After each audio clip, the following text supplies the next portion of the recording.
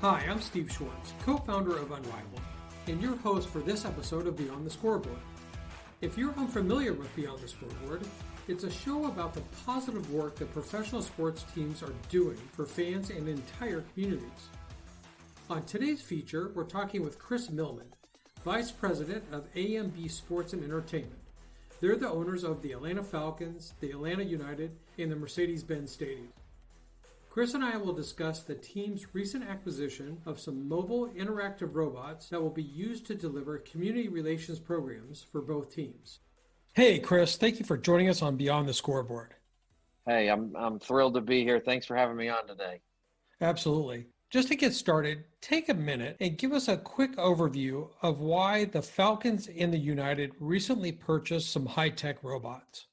Yeah, so this COVID-19 period has offered a lot of unique challenges, obviously, to many of us throughout the country and how we do our day-to-day business. And, within my role in terms of leading the off-the-field efforts for our Atlanta Falcons NFL team and our Atlanta United MLS team, we're trying to figure out ways, even in times like this, on how we can give back in the most effective and meaningful way possible. And we were lucky to find a really cool invention where we could have the ability to do that even in this COVID-19 world and not really miss a beat from what we normally and typically do. So it's a unique item, but we have found to be very effective even in the current state of affairs.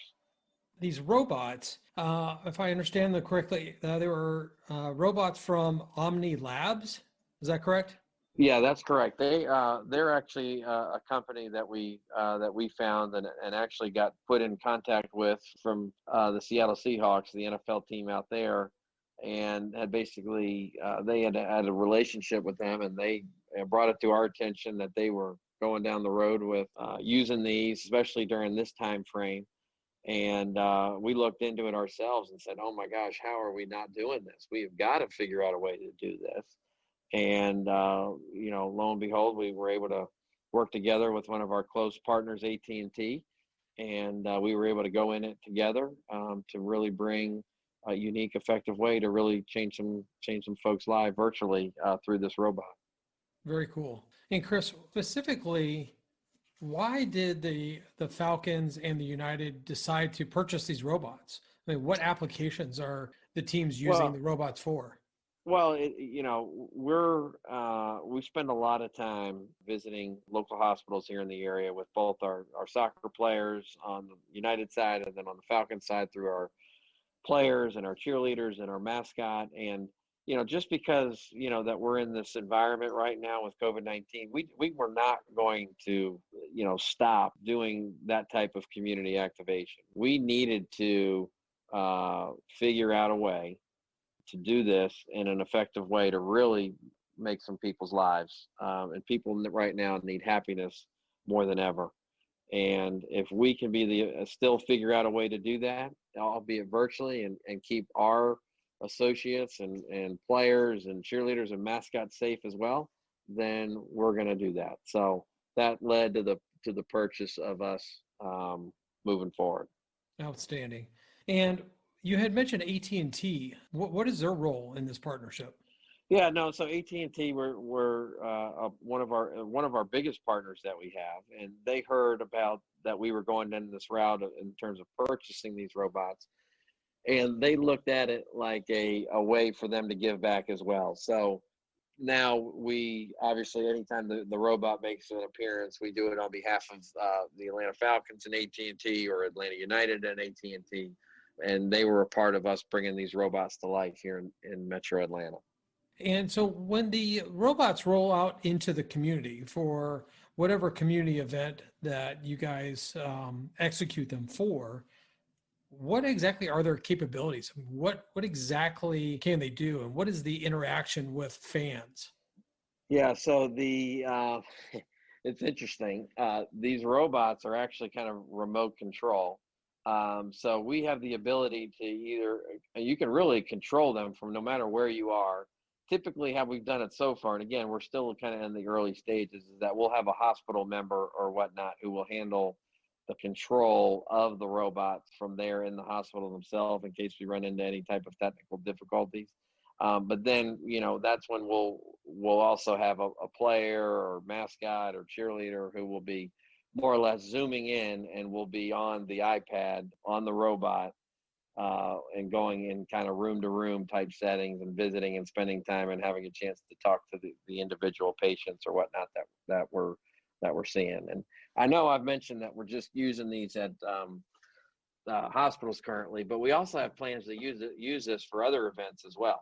We are going to use these for some of our outdoor events that we'll be doing this fall as well, or other types of events where, again, we may not be able to have our players or mascot or cheerleaders there in person, but it doesn't mean we can't have them be a part of an event, albeit a virtual type experience. Yeah, and so once we get past this COVID period, and let's just assume it's kind of next year, and things kind of get back to normal, how do you see the robots being used, say, in stadium, or do you see that happening?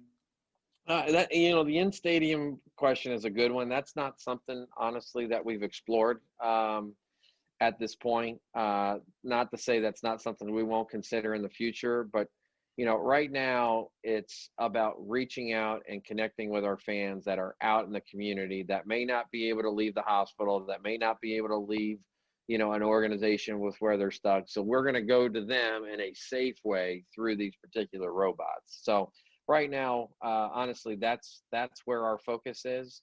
And then, as you said, if we come out of this kind of period sometime in 2021, and we're back to a little bit more of a normalized setting, then obviously we'll still look to leverage it, but it just might be a little different than how we've done before.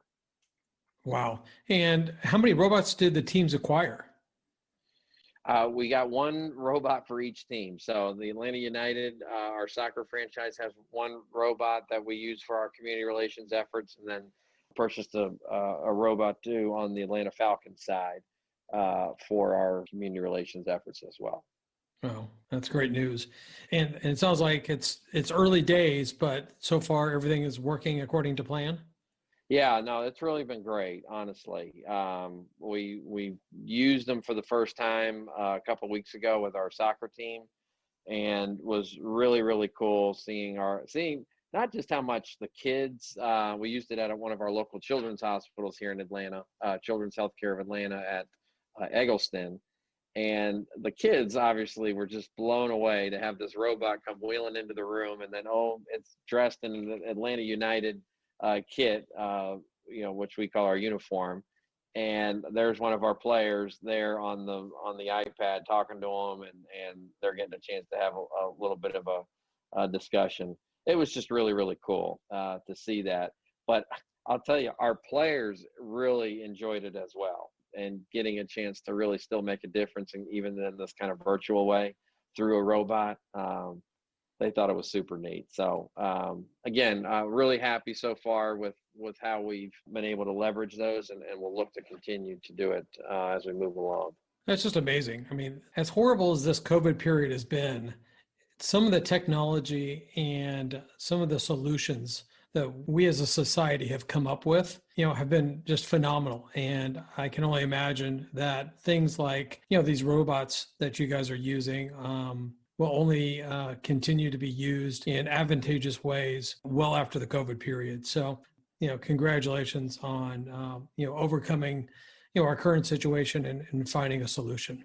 We appreciate it. And, and I hope that there's we've had a lot of cool kind of innovations that have come out during this time. Obviously, can't wait to get back to kind of how things were before, but I do think there's some things that we've learned and some newer type concepts that we've developed during this time period that, no doubt in my mind, we will continue to do some of these new innovative ideas even in a post-COVID environment that ultimately will allow us to still give back in a big and powerful way.